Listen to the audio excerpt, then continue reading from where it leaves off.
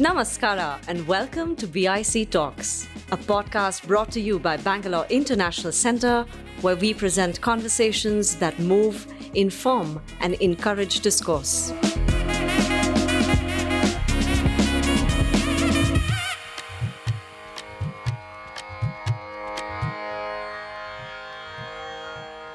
Reading Becoming Bangalore was both enthralling and unnerving for me.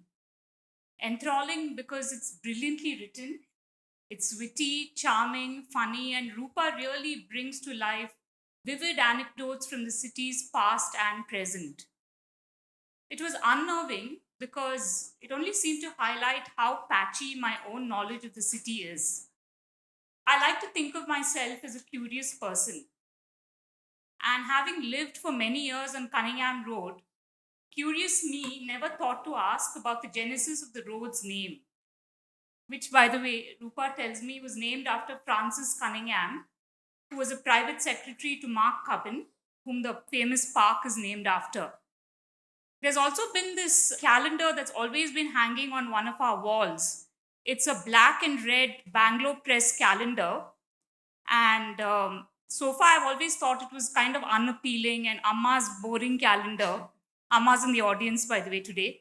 But it was after reading Rupa's piece on this, I realized it's so cleverly designed. It covers all the Rao Kalas, Yamagandas, as well as all modern temporal markers like World Book Day and Copyright Day, World Intellectual Property Day. It's a remarkable calendar. So, Rupa, thank you for writing this book. I mean, you've done what the best writers do, which is to make the mundane and familiar sort of make us look at it with new eyes. So, I want to start. I think you wrote this as a series of columns for the Hindustan Times. How did you do your research for this? Because you've really uncovered fascinating material. Hello, everyone. Good evening, everyone. Yellarigu namaskara. Now, to answer your question, Brinda, thank you so much for saying all those nice things about my book. This book has been getting a lot of love, and I think it's only because, this is that kind of city. And what I've tried to do through this book is only to remind people about what a lovely city they live in, that they are fortunate enough to inhabit. Because just now the narrative has become so toxic about Bangalore, whether it's about the heat, about builders, construction, traffic, Yeah. politicians, whatever. And we forget, somehow we get into this sort of little well of our own echo chambers, and we keep saying the same things to each other, and we begin to believe that this is true. And in fact, I have never been able to hear or say anything terrible about Bangalore. Because, if you just shift your perspective, shift your lens a bit, if you have gone and lived in other cities in India or the world, you will always come back and say, Nam Bangalore bestappa. The moment, that kind of relief you get when you get off the plane in the Bangalore airport, I'm home. You want to actually bend down and kiss the soil. I mean, that's my, especially in the summer. This is what I have to say. So yes, it's true that this is a collection of columns which I started writing more than 4 years ago. It's a fortnightly column. I still write it. In fact, today the 105th column or something, the 106th column has just come out. It started with the editor. They were starting a Bangalore edition of the Hindustan Times, not a physical edition. It was only an e-edition. And the editor, who I had worked with decades ago as a young journalist at Business Today, he reached out and said, we're starting a Bangalore edition, and would you like to write a column? And I've never written a column in my life before. But, when somebody says something about, would you do something about Bangalore? My head automatically goes into nod. So I said, yes, sure, let me try this. And I started it. I had not imagined the kind of discipline and rigor it would take to produce something every 15 days. And the tyranny of the word count. A column is very, very short. At least this column is only 600 words long. And within 600 words, I have to begin a story, I have to give it meat in the middle, and I have to end it so that it stands by itself. It's not a serialized book or anything. It has to stand entirely by itself. I can't tell you how much it has helped me as a writer, that discipline to express succinctly and with economy, but with humor and with to keep it engaging. So it's been a great ride. I want to submit here that I have never missed a fortnight. whether I've been traveling or wherever I've been, it Amazing. has always been there because it really recharges my fortune. I feel so rejuvenated once I've written that column. I can take on whatever the world can bring because it has allowed me to dive into the city, into research, and find out things and find and uncover some aspect of my city that I was not aware of before. You asked me what was the research process like. I mean, where did you get this material? You know, what kind of Okay. sources did you use? And Okay. because it's not easy to stumble on these stories. So, Right. yeah. But I've had plenty of practice. That's the thing. Because for about more than 20 years now, my husband and I have run a company called Bangalore Walks, which has been leading heritage and history walks across Bangalore. We were the first heritage walking company to come into Bangalore 20 years ago in 2005, maybe 2004 end. And we had just returned from the US and we were saying, we were both free. He wasn't employed by any corporate. I was free. So we said, let's start something. Our kids were very young.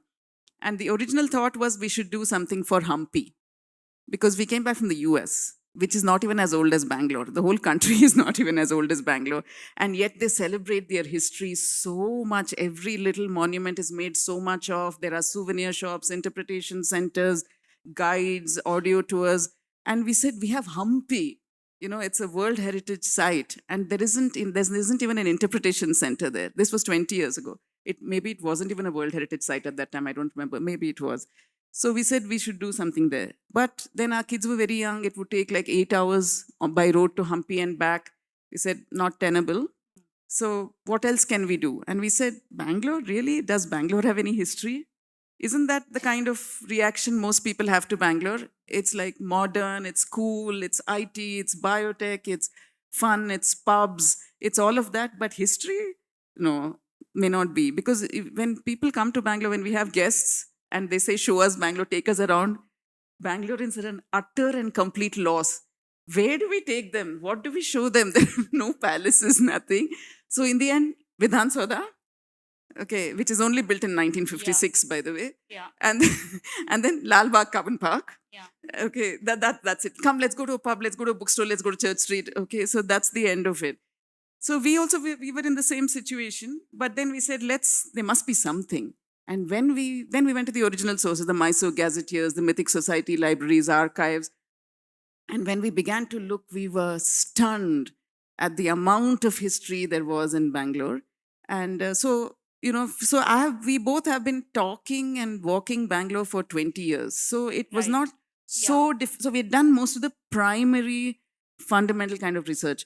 But when you write, so that when you're speaking, when you're taking people on a history walk and nobody's recording, you can get away with saying some things that may not be entirely accurate. But when you write stuff down and it puts it in print, then you have to go back and check everything. And while you're doing, and what has happened in the last 20 years is that the internet has exploded. So it's so convenient and it's so fascinating to go down rabbit holes in the internet and uncover little nuggets of information and helps you connect all kinds of dots and make all kinds of connections. So that has helped me a lot. And because I have to keep writing every fortnight, all the information I had was not enough. It was just a sort of base on which I built.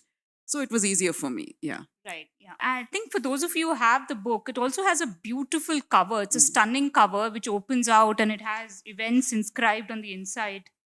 So I don't know if you've seen it, but it's like, so can you tell us a little bit about the thought that went into designing this, Rupa? Yeah. So I'd been writing the columns for a while, and then so people used to keep telling me you should compile them into a book. You keep sending us these columns, but we want to have all of them in one place. So I went to a publisher finally. I just sort of informally with my publisher, Hachette, who published all of my other books, most of my other books. And I just mentioned, there is this idea, but I didn't think they may want to publish something about a city books because I am usually a children's writer. So they publish my children's books. I just mentioned it, but somehow they got excited and they said, okay, let's do this. And we chose 75 columns to put into this book. That was the hardest thing. To decide which ones not to include in the book was the hardest thing. But once we had decided that, we chose the illustrator, Priya Kurian. She's also from Bangalore. And she also has come into Bangalore only about 7-8 years ago. So she's also wide-eyed and discovering the city. So we thought, perfect. And this editor, Vatsala Kaul Banerjee at Hachette, me and Priya had worked 15, 16 years ago on my very first series of children's books. So we all know each other's, we get along, we vibe well together. So we said, okay, let's do this. My God, it took so long to come up with this cover. Every cover, she came up with so many options. We gave her so many options, but there were so many different elements. I wanted all of them on the cover. I didn't want to leave anybody out. This queen, this divan, this British commissioner, I wanted all of them on the cover. So it took a long time, but then suddenly after we were really despairing, this came out for the Bangalore Lit Fest. It came out in time for the Lit Fest, and that was December 13th, 14th. I think we finally decided on froze on the cover early November or something. Finally, it was so close to the wire. But once we saw this version, we were instantly, yes, this is it. Let's just do this. And then by this time, Hachette had got excited. So they said, we were saying, let's do a hardback because hardback is, a keeper. So let's do a hardback, let's not do paperback. And then they came up with this very innovative thing of a paperback with a dust jacket, which is not usual. And it added so much, and they said, we'll do something on the inside. And it turned out to be such a beautiful cover. So all credit to Priya Kurian. Please look her up. She has a fantastic Instagram page. She's amazing. Yeah, it can actually be framed as a poster. Yes, or, I think that was also the thought, particularly the inside, right? Because it has the schedule of events in the city. And it's the same cover here. So we thought you could put it up on your board so that you remember you never miss an event in Bangalore. Yeah. You've also organized the material according to seasons and trees. So can you tell us about the thought that went into that? It's not like chronologically arranged or, Yeah, that was another chord. So there were 75 columns. And each of the columns every fortnight I had written according to my whim, whatever I felt like writing that day. And in the first year of writing the columns, perhaps it was just really random. After the first year, I began connecting it to some event that was happening in the city at that time, around that time. Right. So we had that kind of connect. But how do you organize that into a book? How do you slice and dice it? So there are the conventional ways. You can do it by chronology, the first column to the 75th kind of thing, which didn't make any sense at all. We could do it by theme, people, institutions, places, festivals, that kind of thing. Okay, but what ends up happening in that case is that either some sections are heavily populated and others are not, or there is so much overlap between sections that one column would be about people also and institution also. So in which section do you put it? Then we said, should we do it according to geography so that it serves as a kind of helpful guide to people who want to go visit these places? You can see all these places within a walking distance, like a 15-minute neighborhood. We create 15-minute neighborhoods which are all walking distance. And we said, but how to divide the city? It's grown so big. Of course, most of the action is in central Bangalore because it's historical.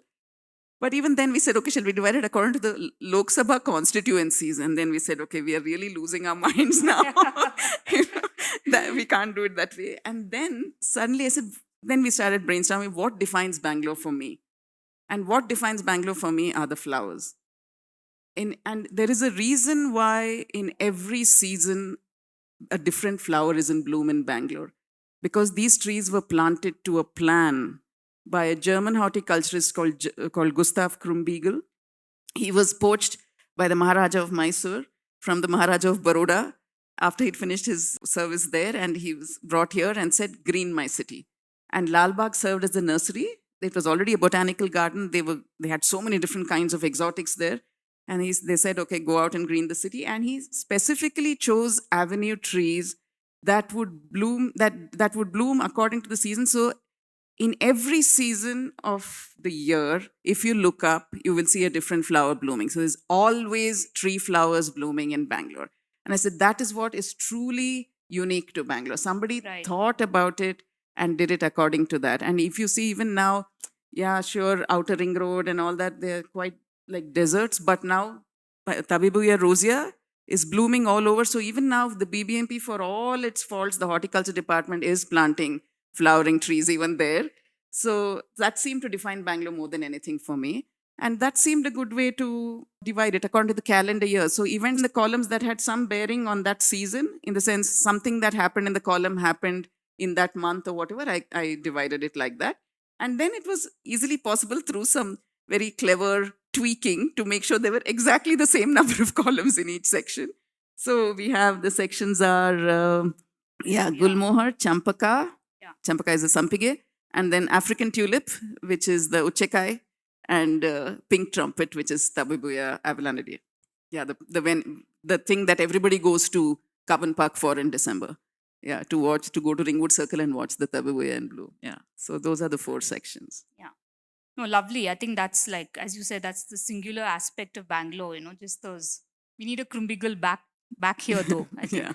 Can we start by talking about something that's like, I think, resonant of the past and present, a festival where a male priest dons a saffron sari and bangles and then heads out into a procession? So can we start by talking about that? And Yeah. we couldn't have chosen a more apt thing to begin with, Yeah, because we are in the absolutely. middle of Karaga right Seasonal, now. very Bengaluru Karaga is seasonal. going on right now.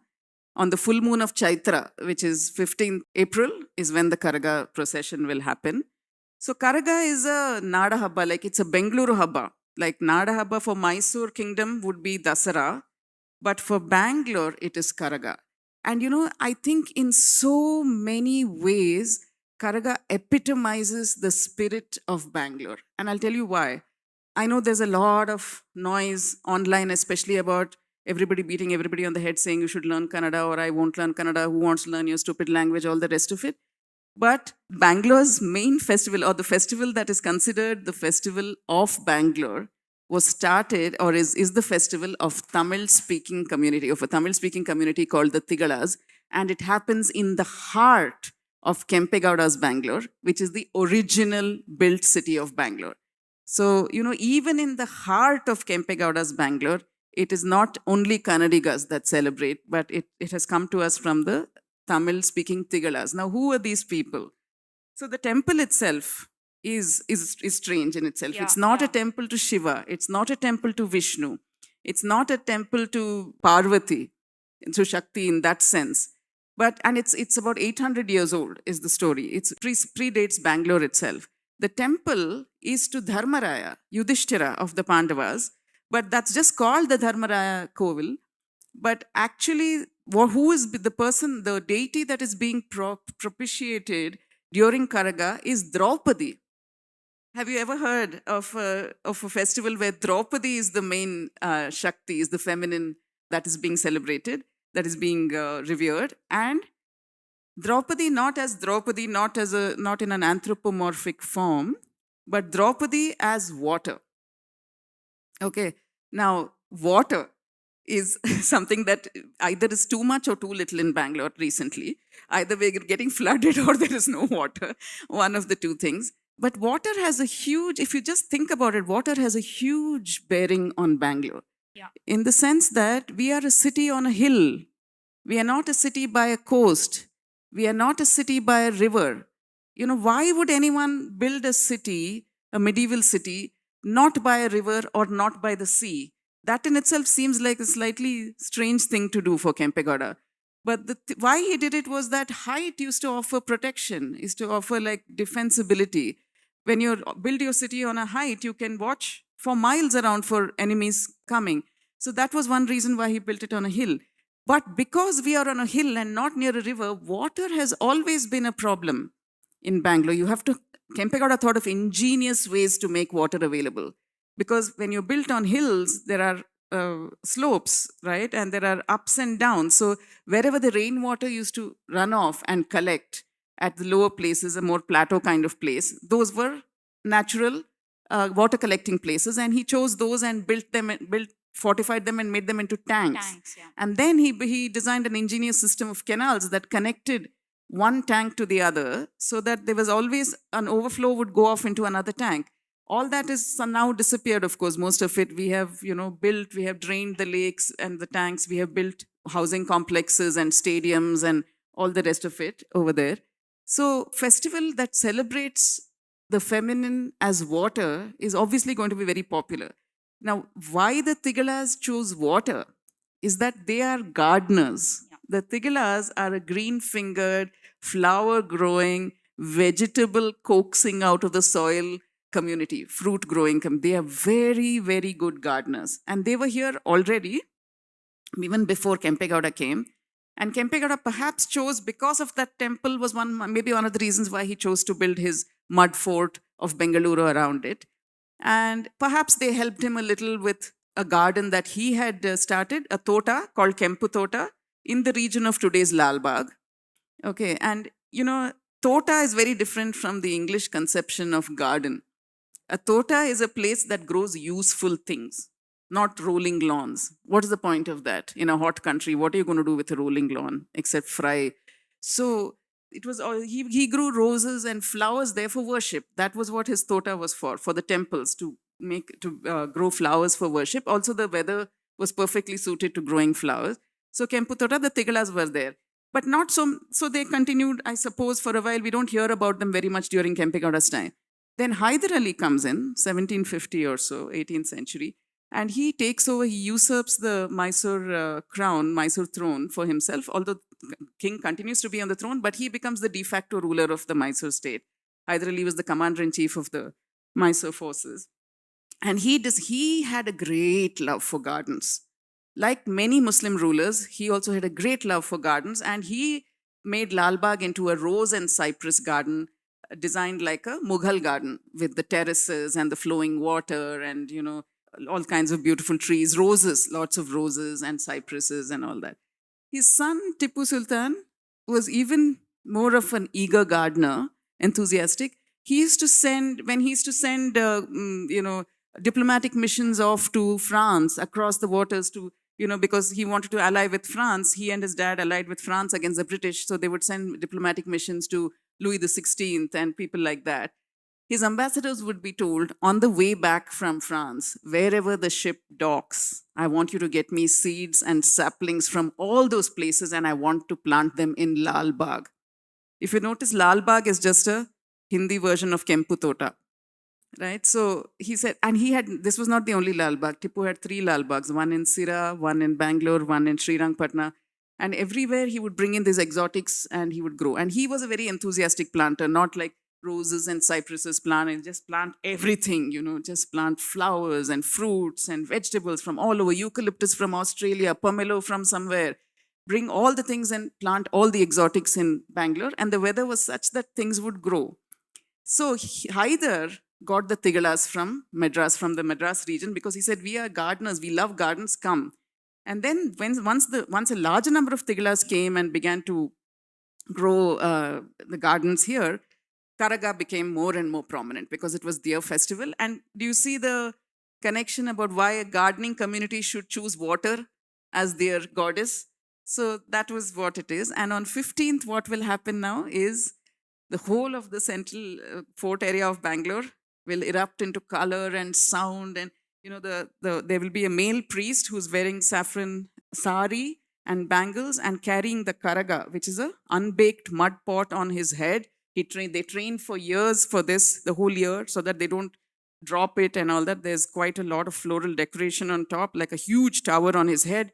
And he's waiting for the moment when Draupadi manifests as water in the pot. And when she does, the Veera Kumaras around, the young men with swords who protect Draupadi, who protect her, will, start saying Dikti, Dikti, Dikti. And then the procession goes through all the towns of the old city and also stops at the Hazrat Tawakkal Mastan Dargah. That has, for blessings of the Sufi saint. And then it will finally finish. And the first day, where they take water from, Kaban Park. There is a little lake. So there are 11 water bodies, and every day of the 11-day festival, water is collected from somewhere else, and the puja continues. And on the final day, so as I said, it's such a syncretic kind of inclusive festival, linguistically, religious. If you look at religiously, gender-wise, in every way, it's such a inclusive festival that I think it truly represents the spirit of Bangalore. Right. I think at least the Tamilians can be reassured that your birthright citizenship will never be removed from Bangalore, but nobody's will be. Yeah. So can we dwell now on the path-breaking Kannada women writers, the Kannada Kadambari movement, which was sparked off in the 1940s? Yeah. And these women tackle topics that, would be taboo even today in some circles, like oppression inside marriages, love, romance, sexual and financial independence of women. So can we talk about these very bold women who also garnered very large audiences? It was, Audiences, yeah. yeah. So, yeah, the Kannada Kadambari or the novel, it came into its own in the 50s or so, right? Because the modern Kannada renaissance, even in writing by male writers, only began to a turn of the 20th century. That's when a new style of writing came in, and people started experimenting with different kinds of writing. And there was one writer called B.M. Sri Kantaya. So he was one of the Triveni's uncle. I think. Triveni's uncle, yeah. Yeah. So he was one of them. And then Kuvempu and all the rest of them came in, and it became a very, very, very vibrant movement because it was Kannada literators who led the campaign for a state, for a Kannada speaking state with borders being redrawn.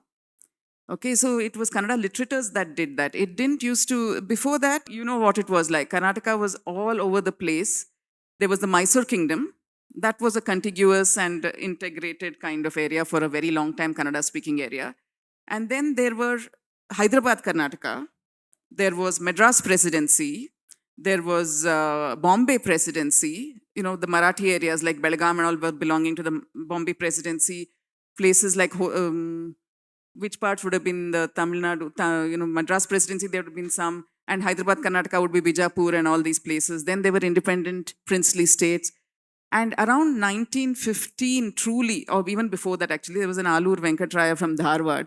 And he began to say that... His great-granddaughter's here, but okay. Oh, really? Yeah. Okay, how nice. So he was the one, he was a journalist and all, and he began the campaign for a integrated Karnataka Eki Karana. Let's do this. Let's bring all the Kannada speaking people into one state. And that whole campaign was led by literators like all these. Kannada Sahitya Parishad was formed in 1915 or so, and then they really had a platform and they went after it.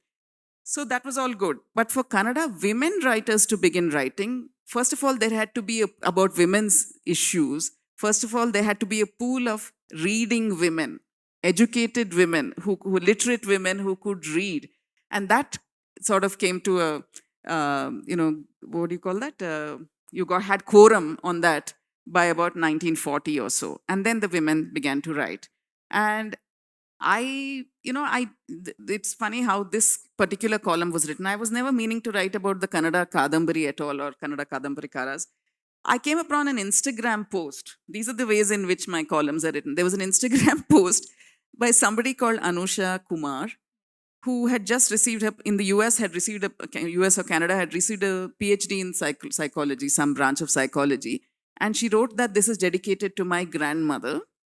And the grandmother I never knew. And the grandmother, even my mother didn't know because the grandmother died 9 days after delivering my mother.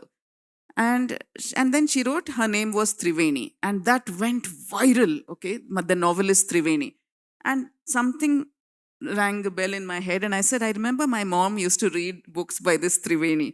And I began to research. And otherwise, in my mind, in memories of my childhood, there were always a stack of books on my mom's bedside table, and she was always reading. And the only thing that mattered to me was when she was deep in a novel, if we asked her for something, she would say yes without realizing.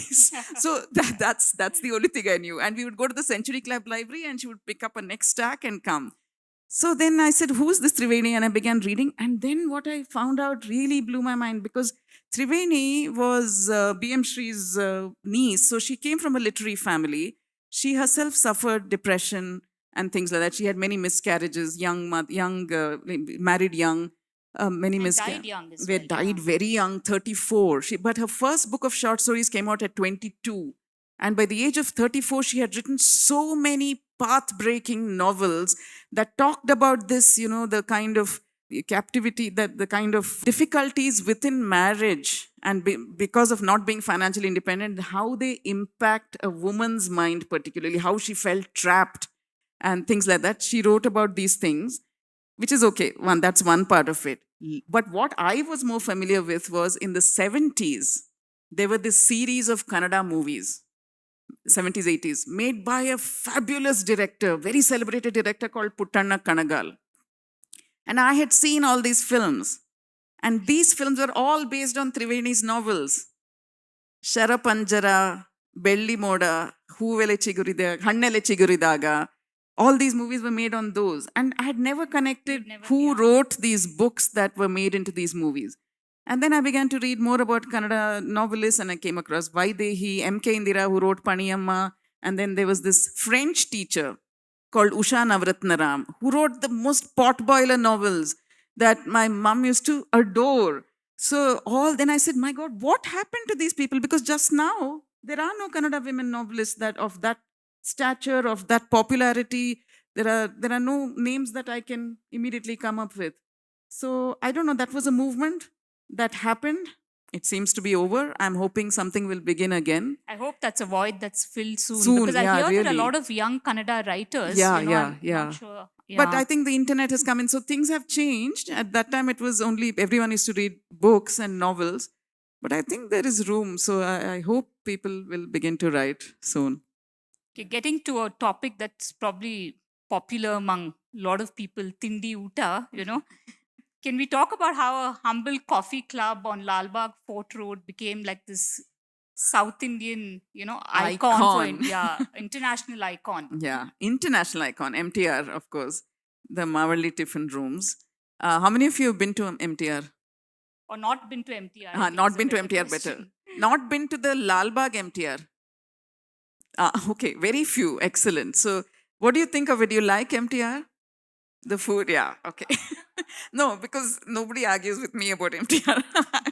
MTR is way up there because it's one of those things, because it turned 100 last year. 100.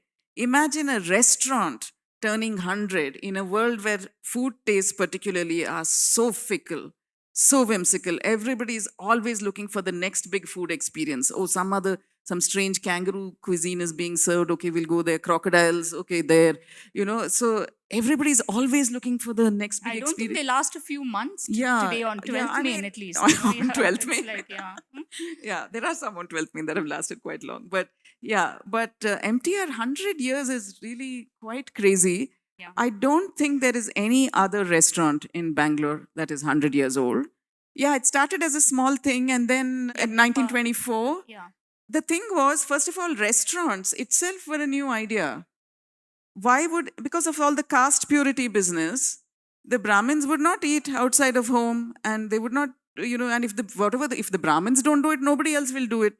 It's one of those things, you hate on them, but unless they are the thought leaders also. If they do it, then everybody else does it. Everyone's always trying to be like them. So unless this had happened, it would never happen. But 1898, the plague swept through Bangalore. There was a huge plague in Bangalore, a huge epidemic. And the city, Kempegowda city that we were talking about, that little fort town where Avenue Road is there, Chickpet, Balepet, that area, so insanitary, so congested, was deeply affected by the plague. Lots of people died, and it had to be evacuated. Now, to rehabilitate and accommodate the survivors of the plague, new extensions had to be built very quickly, and two of those original extensions, apart from Chamarajpet, Seshadripuram had already come up by that time, were Malleshwaram and Baswangudi. So they came up in 1898, a little after that. So those two were the original planned localities of Bangalore. And that's why R.K. Narayan pinched off a bit of this and pinched off a bit of that and created Malgudi. Mal from Malleshwaram and Gudi from Baswangudi. And he created this very fictional, lovely Mysorean kind of town called Malgudi. Anyway, so Malleshwaram and Baswangudi came up. And then, because the plague was in full flow, the women, senior citizens and children, just like COVID times, were sent away to a safer place. The men had to remain here to work. And the men clearly had no idea how to cook for themselves. So that's why restaurants started, to provide for these men whose wives had gone away because of the plague. And therefore, you had to set up Brahmin cafes so that the Brahmin men could go there and eat safely without their purity getting soiled or whatever. And of course, they were all vegetarian cafes, those. And then you must have noticed in Bangalore, there are Brahmin, many hotels or old hotels or cafes will have Brahmin attached to them. That usually nowadays it just means vegetarian. And then if it's called military, then that means it serves mudde with mutton saru, koli saru, mutton saru. So that becomes the military hotel. Or it's called pure veg. Pure right? veg. Pure veg is all new, but Brahmin said it. That was the way, that was the code, that it was going to be a vegetarian restaurant. So, but MTR came up a little after that. I mean, they had a smaller establishment before, but truly they became MTR in 1924. And even then it wasn't called MTR, but sort of the lineage started from there. And then came the World War. And during the World War, because of rationing, there was no rice. There wasn't enough rice. But everybody wanted idlis.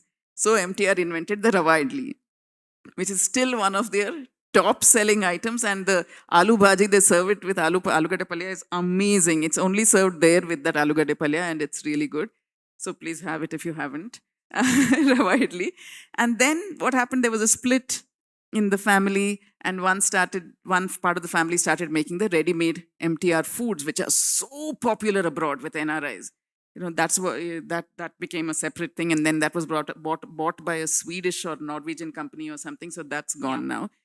But the branch of the Mayas that kept MTR, the restaurants, are only going from strength to strength. Like the new Krishna Bhavan in Malleshwaram closed down after 70 years. Vidyarthi Bhavan, CTR, only one outlet each. MTR, first they started MTR 1924, the smaller outlets across the city, apart from the Fort Road one. Then they started going international. So now they have, I think, 6 or 7 or 8 restaurants abroad. They have one in London, they have Singapore, Dubai, Seattle, Mississauga, some strange places. All over the place they have. And everywhere they are very popular.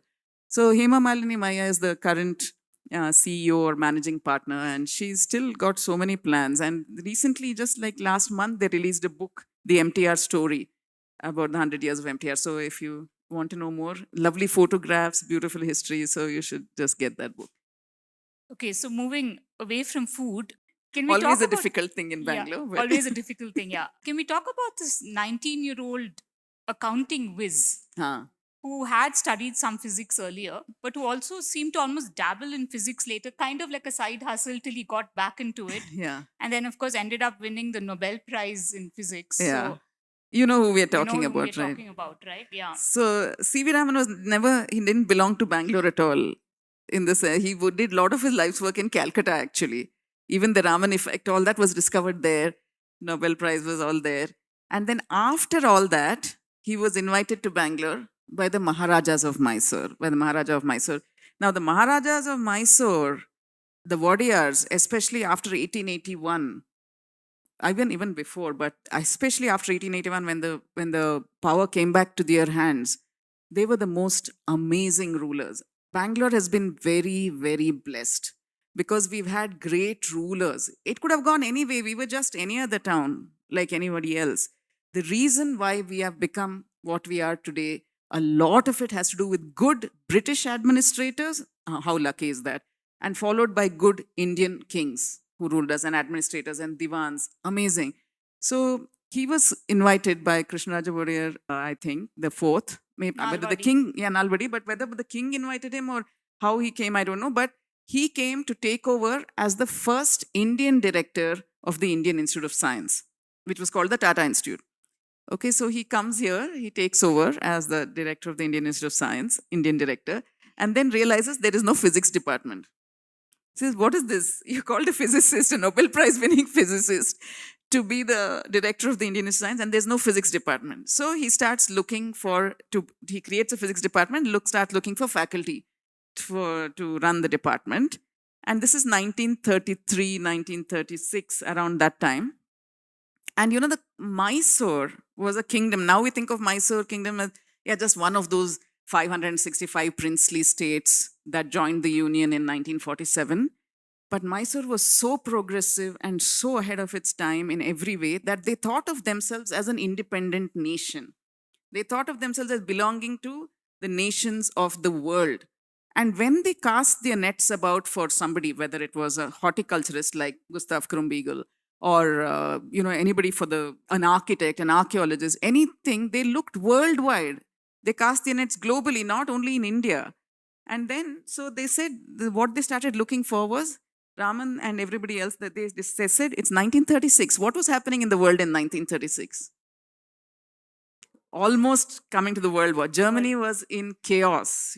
Europe was really, really alarmed because of what was happening in So a lot of Germany. Jewish people. Lot of Jewish scientists had left Germany and had fled to England, to other places, more friendly nations. So they said, let's call these guys, they're the brightest guys anyway. So they are looking for a place to go. And he looked to England. He found a physicist called Max Born, who had run away, who had fled Germany, come to England, invited him to come to to Indian Institute of Science. Max Born came, his wife came, they lived here for many years. They started the physics department. So that happened. And then Max Born returns, goes back and wins the Nobel Prize for Physics. So we had the people of this caliber starting the physics department. And then, this is just an aside, but Max Born used to hang out, they all used to hang out together. C.V. Raman was Mirza Ismail's best friend. They were all very good friends. So the administrators, the scientists, the wealthy industrialists, they all used to hang out of an evening. And Mirza Ismail just happened to ask Max Born, we're looking for a chief architect of Mysore. We want to, have an architect. Do you know anyone? And he says, yeah, my nephew, he's in Cairo right now, Otto Königsberger. I can ask him if he's interested. So from Egypt, another Jewish architect comes, Otto Königsberger, a young man, and he builds so many of the buildings in IISc.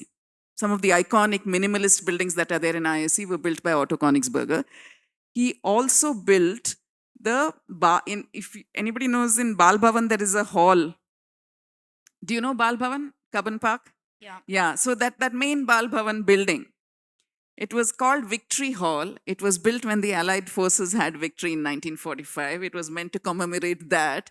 And Otto Königsberg, and he didn't have cement, glass, all rationed because of the World War. So he had to use local materials. He created an entirely new branch of architecture called tropical architecture, which was meant to sort of mimic the boulders, the granite boulders everywhere he could see in the Deccan Plateau. So that kind of top, prefabricated things, very light, and the kind of architecture that had natural air conditioning that would never require air conditioning. So, but poor Otto Königsberg, I'm talking more about Otto than about Raman, but anyway, what he discovered was Mirza Ismail and all the rich industrialists of Mysore who paid for these buildings didn't like his designs at all.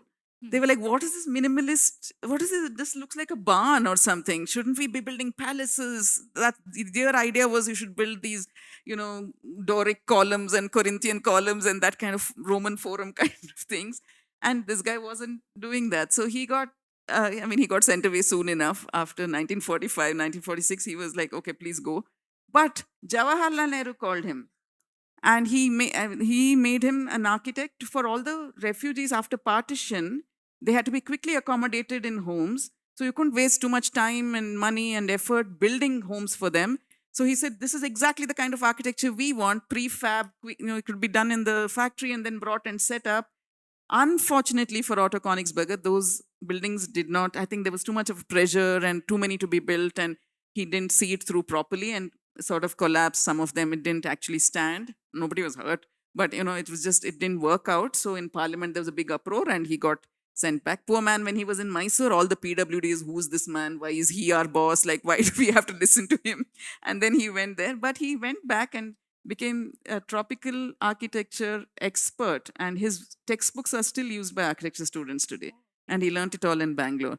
So yeah, Raman was here, of course, yeah. So, but the good part is, I'll just add that Panchavati, which is Raman's house in Malleshwaram, has now been opened up and events happen there. So, keep an eye out and you can go and, be in Sir and Lady Raman's house. Yeah, so talking about Raman again, I was reading some of these passages to my mom, Hmm. and she said Mrs. Raman used to have heart-to-heart conversations with her mother, Ah, my okay, party. yeah. And so I'm sure they were discussing a different kind of Raman effect. Must be the Lady Raman, Raman's son. molecular makeup of their marriages, or so. Yeah. Yeah, and C.V. Raman's son was also Radhakrishnan. He was also a very big scientist. Yeah, they had many Nobels. Many Nobels in the family. His Subramanian Chandrasekhar was a yeah. nephew. So, Yeah. one of those really brilliant families. Yeah. And his grandson calls himself the Raman defect. He says, I'm not a scientist. Yeah. So at one point, I think Gandhi, I understand from your book, he visited the city a few times. And in one of the Bangalore registers, he signed himself in as a farmer from Sabarmati. Yeah. So would you like to talk about, Bapu's forays with our city and the stories Yeah. that surround that? Sure. So I don't know what the sentiment is in the room, but I have grown up in Bangalore and Karnataka where Gandhi has always been adored. Like nobody has ever had anything negative to say about him, and I have become that person also now myself. So and then I read a recent book about the cultural investigations into Karnataka, where the writer, a very young writer, he's only 28. The book is called Rama Bhima Soma, and he talks about casually. He says about how wherever he went in Karnataka and whoever he interviewed, he just noticed something very strange, that everybody always spoke very well of Gandhi. So there is some deep connection of Bapu with this city. He was here thrice, only 3 times. First, he came in 1915. He had just come back from South Africa and was doing his thing of going and discovering India, what it's like, etc. And he was invited here by D.V. Gundappa, who's a very, very acclaimed journalist, writer, Kannada writer. And he was invited here to inaugurate something called the Mysore Social Service Society or something like that. I might be getting the name wrong, but that's what he came here first for. And he returned in 1920. He was just launching the non-cooperation movement. And the Khilafat movement was also in flow at that time. So he addressed a crowd of 40,000 people in something called the Eidgah Maidan, which is where Shivaji Nagar is now, somewhere around that area. And that was a time for bringing, the different factions together, and how Gandhi was about, we should have everybody together. So that was what he was doing then. Those were brief visits. Then 1927, he had a little stroke. He had a kind of a stroke in February or something. He was 57 at that time. He quickly recovered and went on campaigning. Remember that 1927 was Simon Commission and all the rest of it. So he was really in the thick of it. And he was going on touring until April. April, it started with the temperatures, as you can imagine, across the country were soaring. And this man continued to keep walking and doing that. And his physician, Dr. Jeevraj Mehta, he said, nothing doing. He put his foot down. He said, you better go for some R&R for some time. I cannot allow you to roam around in the heat. And apparently Gandhi said, yeah, I'll go to Bangalore or some such. Where else to go for rest and relaxation? The British also thought this was the best place for R&R. Everybody thinks this is the best place for R&R. So Gandhiji also thought about it, came here. Also because he had a very good relationship with Nalvadi Krishnaraja Vadiya, the Mysore king. He used to call him a Rajarishi. Rajarishi, right? he called Mysore Ram Raja. He said this is how a country or a state should be run. So he was very fond of him. So, and Krishnaraja Vadiya was very, very happy to welcome him. So he came by train to Yeshwantpur railway station, apparently. Got off, such a frail man. He was already very tired, but still thousands of people waiting to receive him. He conducted a little prayer meeting there and was whisked away straight to Nandi Hills. And in Nandi Hills, in the quiet of Nandi Hills, in the cool of Nandi Hills, he recuperated for 2 months. And that time he was staying in Cunningham's house, Yeah, Francis yeah. Cunningham's house. Yeah. Francis Cunningham was long dead, but he didn't take the large guest house. He said, I'll just stay in the small one called Oaklands, which was Francis Cunningham's house, stayed there. Then he felt better, but doctor was still not giving him permission. So he said, you can come to Bangalore and get back into things a little, but you don't have to be so isolated, but I'm not letting you tour. So he came and stayed in Kumarakrupa guest house. So if you go to Ashoka Hotel, even today, there is a plaque. I'm sorry, I always call it Ashoka Hotel. It's actually the Lalit Ashok, apparently, these days. But to anybody who grew up in Bangalore, it's Ashoka Hotel. So if you go there, there's a plaque saying Gandhiji conducted a prayer meeting here on these lawns, etc. So And Gandhi Bhavan's very close Gandhi to it. Bhavan's close by, the Khadi place. And when he was here, he met this guy called William Smith, who was in charge of the Dairy Corporation. And Gandhi and cows and milk and goats and all the rest of it. So he got so interested, he wanted to go visit. Today it's called NDRI. If you know, it's opposite Maiko Bosch on the Hosur Road. So that place, he went often and asking so many questions. How do you get more milk and what cows are these and everything? And there's a picture of Gandhi posing with Jill, the cow that used to give some 5,000 liters per year or something. 16 calves. 16 calves she birthed and some Ayrshire cow. So, he was very fond of Jill. And in that register, he had signed as a farmer from Sabarmati. That was the longest stint Gandhi had spent anywhere outside the Sabarmati ashram. 4 months he was in Bangalore. Yeah. And I think just to add to that, I think he heard a violin concert recital by Chowdia, with the one that's center's named after. The And auditorium. Yeah. TP Kailasham cracked a joke, said, Bapu, he's a violinist and you are a non-violinist. So, T.P. Kailasam he always took the cake. He said, Bapu, you're a Yeah. great violinist, but he's a great violinist, but you're a non-violinist. And apparently Gandhi burst out laughing. He chuckled like a child, and Chowdhury was looking very injured. Like, I know don't what- think Gandhi. I think Gandhi would have been able to take stand-up comedians cracking Yeah, jokes about him, but yeah. So, Right. Yeah. Would you? I think Bangalore's produced so many sports persons. yes. Amazing sports persons. Which is not talked about enough. We're actually one of the cities that has produced sports persons, national level, international level, in every field. Actually, I mean, in so many disciplines. Absolutely. Yeah. But we don't talk about it enough. Yeah. So would you like to read the passage about Yeah. this team that Yeah. actually embodies communal harmony as well as an amazing Yeah. form of play? Yeah. Sure. These are 3-minute reads, okay? So don't worry, it won't take long. Will not bore you because they're only 600 words, as I said. When the iconic playback singer S.P. Balasubramanian succumbed in September 2020 to COVID-related complications, one of the most unexpected tributes to him on Twitter came from the fan club of a football team. Thank you, SPB, it read. Thank you for the song that united us all. The song in question was the disco number Santoshake, Hadu Santoshake, that song from the 1981 Kannada movie Geeta, starring the never forgotten Shankar Nag. The football team was our own Bengaluru FC, which if you are at all a football fan, you'll know of Bangalore FC. And the fan club was, of course, the very vocal West Block Blues. They call themselves the West Block Blues, who belt out the song at every opportunity at the Fortress. Which is the Fortress? Kantirava Stadium. That's the home stadium of the Bengaluru FC. In a sporting universe dominated by cricket, Bengaluru FC's dazzling popularity is due to many, many things, including the team's excellent performances. Unlike with RCB, Isala Cup Namde is not purely wishful thinking, where BFC is concerned. They have actually won. Its captain Sunil Chetri's top-tier footballing skills and personal charisma, of course no longer, but he was when I wrote this. Its fandom's unrelenting enthusiasm and the city's long and deep-rooted culture of football excellence. Yes, excellence. It was a Bangalore team that became the first ever Indian club to win the British-founded Rovers Cup in 1937. The name of that legendary team? Bangalore Muslims Football Club. The Rovers Cup, founded in 1890, suspended in 2001, was not India's oldest tournament. That honor goes to the Durand Cup, initiated in 1888 by the then Foreign Secretary of British India, Sir Mortimer Durand. Both tournaments were initially restricted to clubs drawn from military regiments, both Indian and British. Among the Indians who much preferred field hockey, it was only the Gurkhas who signed up for football, but the tournament was always won by British regiments. When World War II broke, British soldiers quit the subcontinent in droves, leaving the field open to Indian, military, and civilian clubs.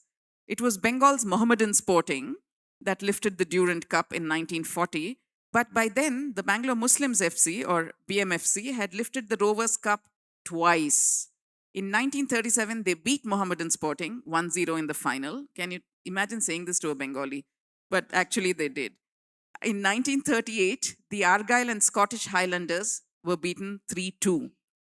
The BMFC won it again in 1948 and were runners-up twice to boot. Who were these barefoot bravehearts? Yes, like most other Indian clubs at the time, they played barefoot, who called themselves the Bangalore Muslims. For starters, while their players were drawn from all sections of society, they weren't all Muslim. The 1937 squad included 4 non-Muslim players. It was one of them, Lakshmi Narayan, who scored the winning goal. Among those who began their careers with the Bangalore Muslims were Olympians, Mohammad Abdus Sattar, who not only went on to play for Mohammedan Sporting, but also coached the team in later years, Ahmad Khan, best remembered as one of the Pancha Pandavas, the 5 legendary forwards, along with Mysoreans KP Dhanraj and P. Venkatesh of East Bengal Football Club, and Mariappa Kempaiah, who had a 12-year stint with the national team and was considered one of India's best midfielders. But the BMFC was far more than just a winning football team. At a time when the country was beginning to be riven by communal conflict, it represented hope for cooperation and reconciliation. For the Indian National Congress, whose Bangalore chapter organized a grand reception in 1937 to welcome the winning team home, the boys were a living, breathing symbol of their vision of an undivided India. Remarkably, although currently foundering in the C division of the state-level league, the club still exists under the auspices of the Al Amin Trust. But the Jalebi style of play, that was their signature. What is the Jalebi style? Keep possession as far as possible and dribble in circles to tire your opponent out, has slowly but surely passed out of public memory. So that's the column. Plus, as a little bit of trivia at the end, the star midfielder of the Indian team in the 1950s and 1960s, BMFC boy Mariappa Kempaiah, was, like Tulsidas Balram, a protege of the legendary national football coach Syed Abdul Rahim. If you have seen the film Maidan, last year's biopic, that was the biopic on Syed Abdul Rahim's life. Ajay Devgan played Syed Abdul Rahim. It's a very nice film, actually. So this Syed Abdul Rahim spotted him in 1954 when he was playing for Mysore in the Santosh Trophy. Kempaiah went on to represent India at 2 Olympic Games, Melbourne 56 and Rome 1960, and played alongside the greats of Indian football, all coached by Rahim, including Chuni Goswami, P.K. Banerjee, Jarnail Singh, and Peter Tangraj. In January 2024, his biography, simply titled Olympian M. Kempaiah and written by his daughter, Suma Mahesh Gowda, was released by Sunil Chetri in a glittering ceremony at the Indian Embassy in Doha. Thank you so much. This was lovely.